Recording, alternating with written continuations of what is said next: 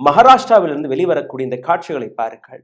1000 2000 அல்ல, லட்சக்கணக்கான மக்கள் சிவசேனா, எம்என்எஸ், காங்கிரஸ், என்சிபி, இதை தாண்டி மற்ற எதிர்கட்சிகள் அனைத்து நபர்களுமே ஒற்றை குரலில் எடுத்து வைத்த விஷயம், ஓட்சோரிக்கு எதிராக நாங்க அனைத்து நபர்களுமே ஒன்று கூடிவிட்டோம் என்று.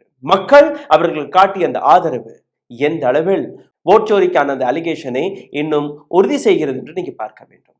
ராகுல் காந்தியுடைய பிரஸ் மீட் எந்த பாணியில் காங்கிரஸ் தேர்தல் ஆணையத்துடைய திருட்டுத்தனத்தை எக்ஸ்போஸ் செய்ததோ அதே பாணியில் ஆதித்ய தாக்கரே, சிவசேனா உத்தவ் தாக்கரேவின் மகன், அவர் அதே பாணியில் ஒரு பிரஸ் மீட்டை வைத்து அதே போன்ற பிபிடி பிரசன்டேஷன் வழியாக மகாராஷ்டிராவில் நடந்த ஓட்டு திருட்டுக்களை பற்றி எடுத்து காட்டினார்.